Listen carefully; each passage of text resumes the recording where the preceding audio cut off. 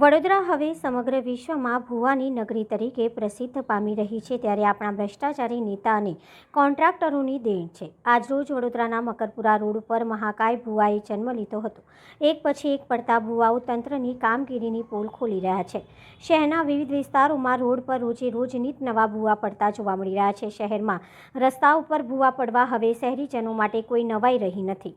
2024નો સૌથી મહાકાય ભૂવો શહેરના કારેલીબાગ વિસ્તારમાં આવેલા L&T સર્કલ પાસે જોવા મળ્યો હતો. તે પહેલાં વાઘોડિયા રોડ પર પણ વિશાળકાય ભૂવાએ જન્મ લીધો હતો.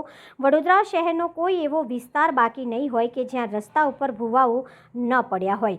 ભૂવા પડવા એ હવે શહેરની ઓળખ થઈ ગઈ છે અને એ માટે શહેરના રહેવાસીઓએ હવે ગર્વ લેવો જોઈએ કે વડોદરા ભૂવા માટે વિશ્વ પ્રસિદ્ધ થવા જઈ રહ્યું છે.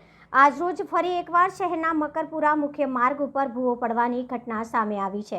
મકરપુરા SRP 9 ગ્રુપની સામે મેઇન રોડ પર મસમોટો ભૂવો જોવા મળ્યો છે. આ ઘટનાની જાણ થતાં જ વડોદરા ફાયર બ્રિગેડની ટીમ સ્થળ ઉપર દોડી આવી હતી અને ભૂવાની આસપાસ સુરક્ષા માટે બેરિકેડ કરી દેવાયું હતું. હવે આ ભૂવો કયા કારણસર પડ્યો છે તે એક જાણવાનો વિષય છે અને તેની સામે ઘણા પ્રશ્નો ઊભા થઈ રહ્યા છે. ક્યાંક ને ક્યાંક આ પ્રકારના ભૂવાઓ પડવાના કારણે મહાનગરપાલિકાની કામગીરી અને કોન્ટ્રાક્ટરો દ્વારા કરવામાં આવતા તકલાદી કામો પર સવાલો ઊભા થાય છે અને તેમના દ્વારા કરવામાં આવતા કામોની પોલ પણ ખુલીને સામે આવી રહી છે.